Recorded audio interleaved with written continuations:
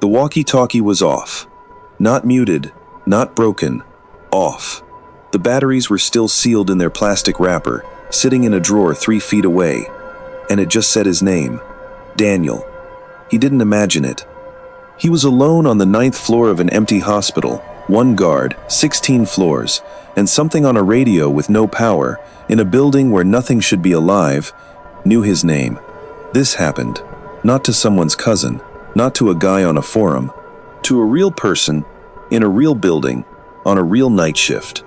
The night is dark, the stories are real, and I am Dr. Spooky. Tonight, we stay awake with the people the world forgets the moment the sun goes down. The ones who work the hours we're told are quiet, the graveyard shift.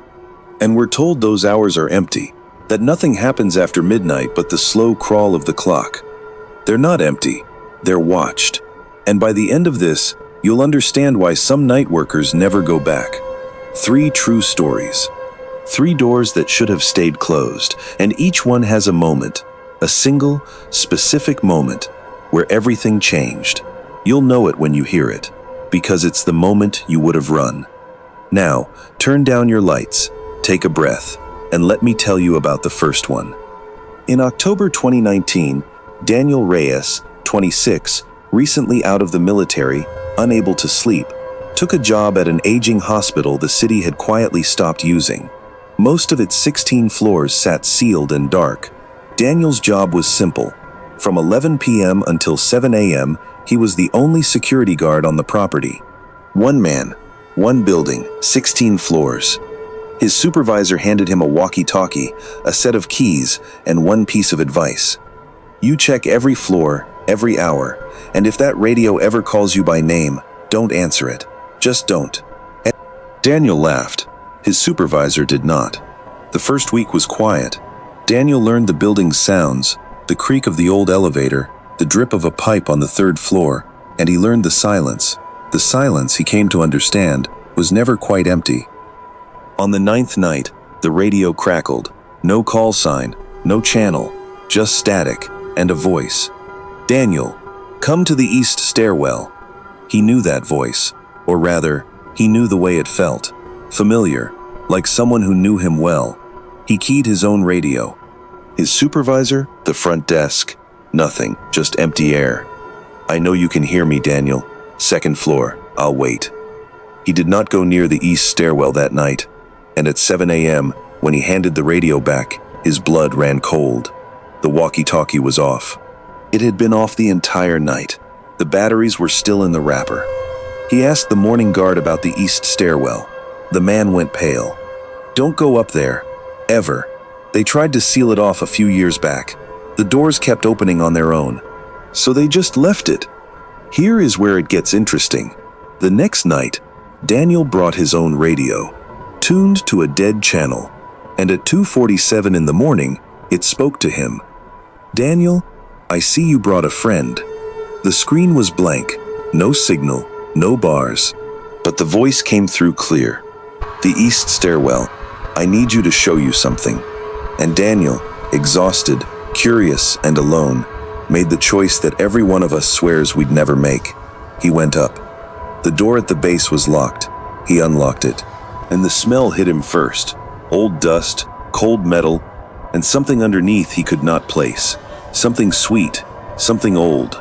He stepped inside, and the radio softly said, "Good. Now close the door behind you." He closed it. He did not know why he closed it. Good boy. Now walk up.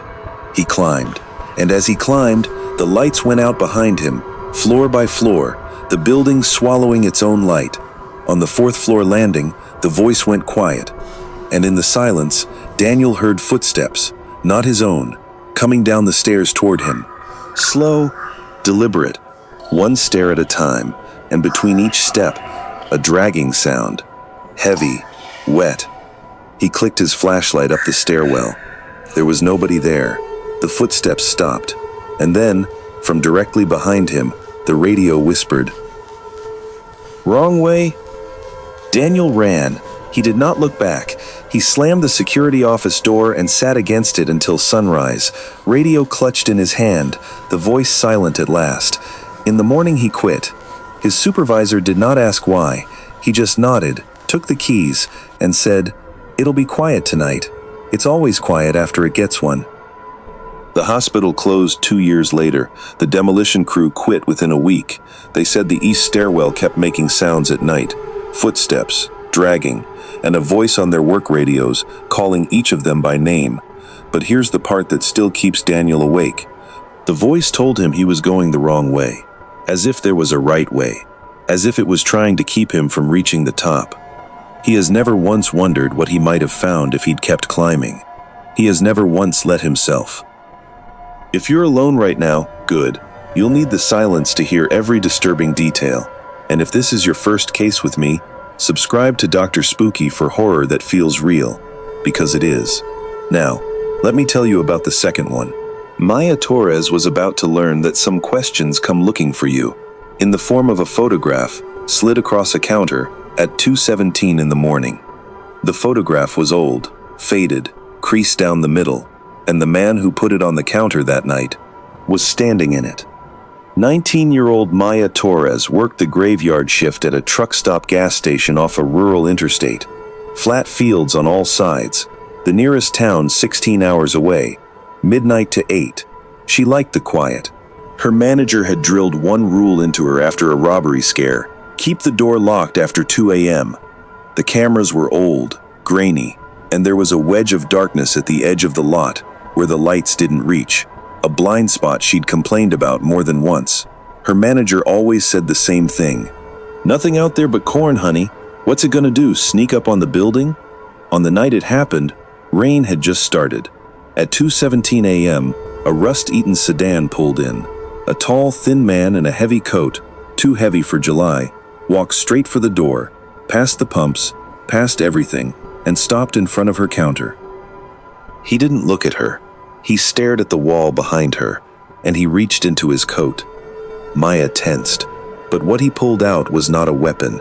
It was a photograph. He slid it across the counter, an old, faded picture of a woman in a sundress, standing at the pumps, and behind her, in the doorway, half in shadow, a man in a long coat, watching her. "Do you know her?" His voice was flat, not angry, just flat. "No, I've only worked here a few months." He nodded, took the photo back, and turned to leave. The bell rang once, and from the doorway, rain hissing behind him, he spoke without turning around. Her name was Rachel. She worked this counter, this shift, this chair. She went missing in the summer of '97. They never found her. Maya didn't sleep that night. The next day she came in early, found the old photo albums nobody had touched in years, and there it was, the same photograph. Rachel in her sundress, the man in the coat behind her. On the back, in faded pencil, was a name and a date. The name was not Rachel's, it was her manager's. Here is where it gets interesting. She looked out the office window at the old man by the pumps, the man who'd worked there 30 years, who she'd always thought harmless. Then she looked at the photo again, and she noticed something she'd missed. The man in the coat wasn't looking at Rachel. He was looking at the camera, at whoever was taking the picture, and on his collar was a small badge, the same patch the manager wore every single day. Maya closed the album, she put it back, she finished her shift, and she never came back. A month later, police dug up an old well behind the station on an anonymous tip. They found 2 sets of remains. One was Rachel. The manager was arrested. He confessed to both. And he said, almost wistfully, that he went back to that station every year on the anniversary. Showed the photograph to whoever worked the counter. Asked the same question. "Do you know her?" He said he did it just to see how long it would take someone to recognize him in the picture. Maya thinks about that a lot. Not about the manager, not about Rachel. She wonders how many night shift workers held that photograph, looked at his face, shrugged, and said, "No, I don't know her." How many of them stood at that exact counter, in that exact chair, and handed the photograph back to the man who took it? But Elena Novak was about to learn that some people don't just visit the dark, they move into it, and they stay. The elevator chimed. The doors slid open, and the floor light above them read 13. A floor that had been sealed and empty for 8 years. Elena Novak, a single mother, cleaned a 14-story office tower. Floors 1 through 12 were hers. 13 and 14 had been gutted and sealed since a company went bankrupt in the recession. Standing orders, never touch them. Elena had been there a year and a half and had never once gone above the 12th floor. On a Tuesday night, on the 11th floor, the far elevator chimed. The doors slid open. Nobody got out. She shrugged it off. Old building, finicky sensors. The next night, the same elevator, same chime, same empty car. But this time the light inside was wrong, dimmer, flickering, like a bulb about to die. Elena radioed the overnight engineer. "Did you send the east elevator up?" A long pause. "That one's been out of service for 6 months, Elena. Brakes shot. It can't move." She walked to the east lobby. The doors were open, the light was on, and the indicator above read 13. The elevator, which could not move, had come down from the sealed floor. She hit the call button. Nothing. The doors slid shut, and the indicator began to climb. 12, 13, 14. Then the light went out, and the car was gone. She never told the engineer. She never saw it come back down. And that planted a question she could not let go of. What is up on the 13th floor? So the next night, Elena took the master key. She took the service elevator to 12, and the stairs to 13. The door was locked. She unlocked it, and the darkness on the other side felt solid. She clicked on her flashlight, and it wasn't a gutted floor. It was an office, fully furnished, exactly as it must have looked the day the company vanished. Desks, chairs, a water cooler with a half-empty bottle still on top. A calendar on the wall, frozen on a month from 2012. And on one desk, a single computer monitor, glowing, the only light on the whole floor. She touched the keyboard, the cursor moved, and letter by letter, as if someone else was typing, words appeared. "Elena, you shouldn't be up here." She stepped back. The typing stopped. Then it started again. "You've been cleaning this building a year and a half. You've never asked why this floor has no windows." She looked around. He was right. The floor was a room built inside a building, nothing on the other side of its walls but more building. Her hands shaking, she typed, "Who are you?" The cursor blinked. "The night guard. They forgot me." "How long?" she typed. 8 years. "How are you still here?" she typed. The cursor blinked for a long minute, then, "Don't ask that one."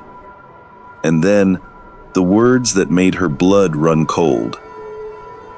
"I've watched you for years, through the cameras, every night shift, waiting for someone to ask why there's a floor in the middle with no windows." Elena typed, "Should I call the police?" A pause. "No, I don't want to leave. I like it here. It's quiet. It's mine." "You'll come back, won't you? You're the first one who ever asked. I don't want to be alone again." Elena backed away from the monitor. She ran down the stairs.